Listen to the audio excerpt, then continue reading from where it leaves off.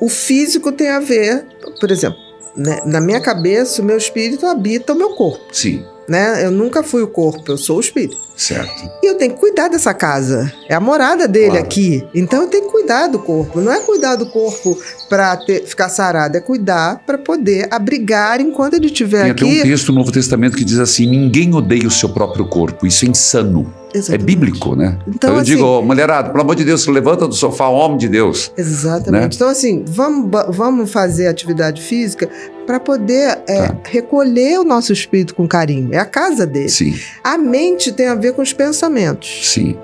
Né? E o espírito tem a ver com a transcendência.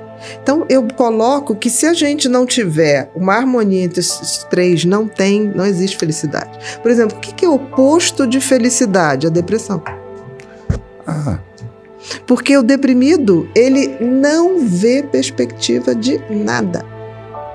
É Entendi. como se fosse luz.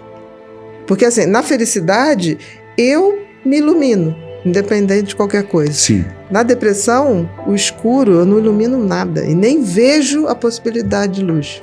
Você faz uma afirmação que falta informação sobre o assunto, que impede o diagnóstico.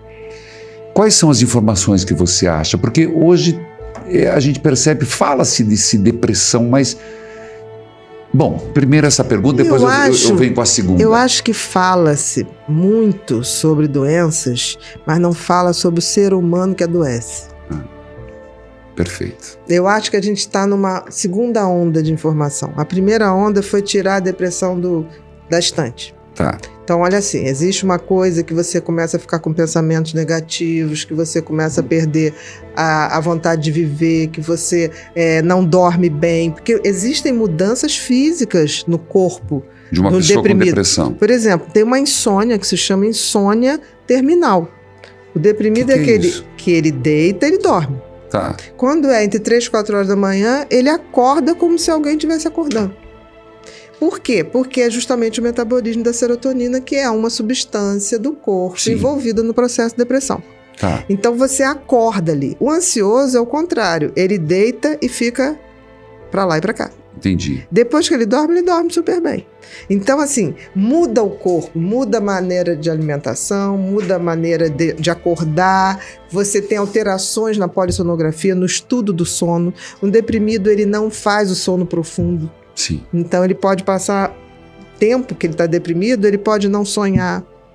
Entendi. Então, assim, por isso que eu falo, tem a parte física que está ali para a gente provar.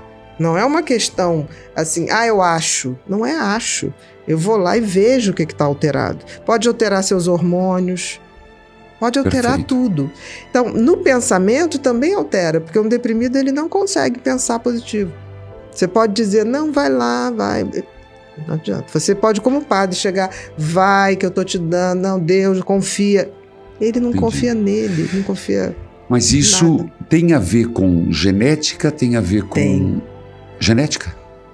Tem a ver com genética. Por exemplo, todos nós podemos deprimir? Podemos. Tá. Mas quem tem genética, isso passa a ser uma probabilidade muito maior. Tá. Nós podemos deprimir por exaustão? Podemos. A gente pode ir levando uma vida totalmente errada em termos de hábitos, em termos de cuidados, em termos de passar todos os nossos limites. Tá. Né?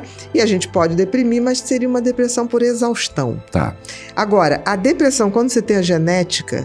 É como se fosse uma coisa que, de repente, ela vai baixando. Sabe uma neblina? Tá.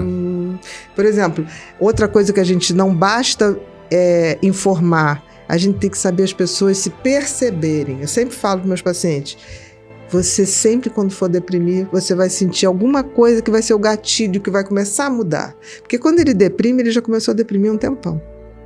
São pequenas coisas que são individuais. O paciente tem que entender aquilo. Porque ele tem que se conhecer. Eu sempre falo, olha, daqui a 1 ano você pode chegar para mim, olha, recebi um convite, vou para a Austrália e vou realizar o sonho da minha vida. Vá, porque se você já sabe de si, da sua patologia, como ela funciona, como deve ser tratada, você pode ir para qualquer lugar. Porque você leva como se fosse o seu mapinha. E você vai depender de um médico só para prescrever uma medicação. Você sabe de si. Essa coisa da medicina que informa, mas não instrui, não faz o outro ser parceiro e coagente do seu tratamento, não funciona. Eu tenho percebido, doutora, que as pessoas assim, elas acham que um diagnóstico já é o suficiente. Então hoje, a grande maioria que eu converso, não, padre, eu sou deprimido. Aí eu pergunto, tá, e daí? Você percebe isso também? Percebo, e eu acho que isso tem muito a ver com a questão das pessoas. As pessoas estão muito terceirizando tudo. Sabe? Eu vou no médico, aí a responsabilidade de melhorar é sua. Médico, a pessoa chega, põe. E eu sempre falo, não, vamos juntos. Até porque, assim, um dia eu não estarei mais aqui. E você continuará cada vez mais e melhor. Vai chegar um ponto que você não vai precisar deprimir, porque você sabe até o ciclo. Tem pessoas que têm uma genética tão marcada que elas deprimem na mesma época do ano. Interessante. Então você caminha, você leva os teus pacientes a se autoconhecer, a se perceberem a ponto de identificar onde é o gatilho, como que isso... Se a gente não faz isso, Reginaldo, a gente fez pela metade, porque você tornou outro dependente de você.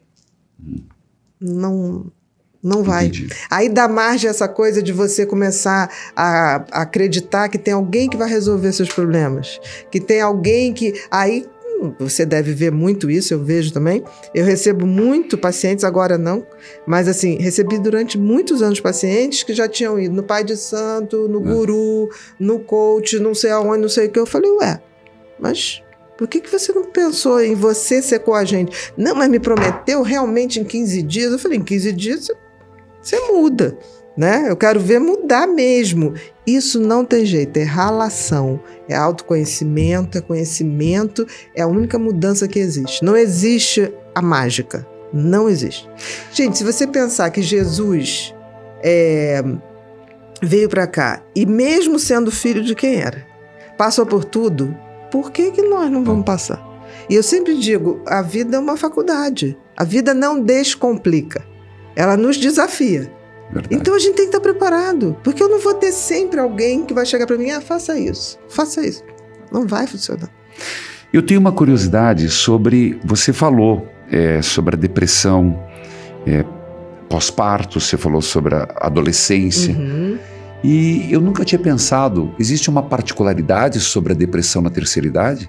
Existe. Primeiro, existe um preconceito, que antes era muito coisa, que todo idoso vai deprimir. Não, isso não é verdade. Né? Agora, se não se souber, se não conhecer esse organismo, por exemplo, nós mulheres somos muito mais predispostas. Por quê? Porque a gente baixa os hormônios. A mulher tem mais predisposição? Tem. Nas doenças depressivas, sim. Não, na vida toda. Na menopausa, porque o estrogênio, ele carrega os antidepressivos naturais para dentro da célula. Sim. Então, realmente há uma queda.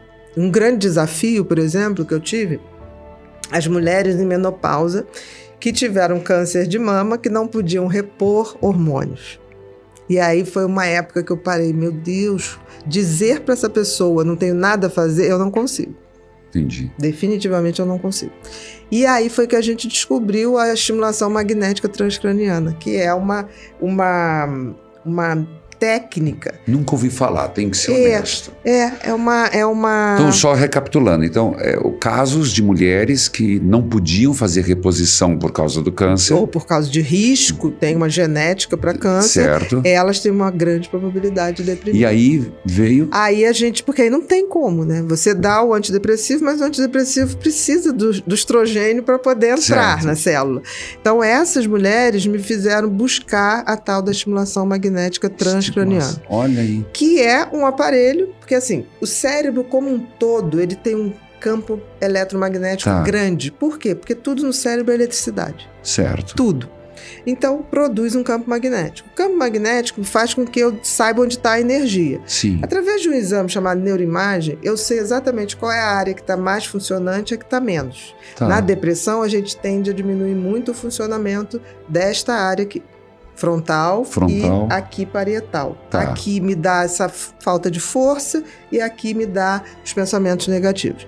Então, o que a estimulação magnética faz? Ele vai ali direto, não precisa o remédio ou o hormônio, e ele estimula exatamente aquela área para que seja liberado as substâncias. Você trabalha com isso? Trabalhamos.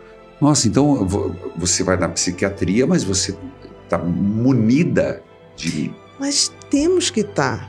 Porque, olha só, por que todo mundo de 2 em 2 anos quer atualizar o sistema do seu celular? E por que não atualizamos o sistema de como a gente pode fazer melhor para a pessoa? Verdade.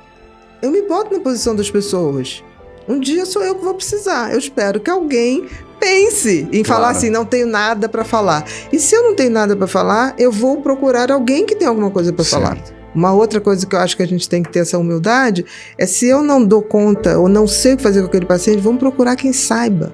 E vai junto. Entendi. Não tem problema nenhum. Não ter vergonha de dizer... O conhecimento é um só. O outro pode estar um pouquinho mais na tua frente, mas assim, é dado a todo mundo.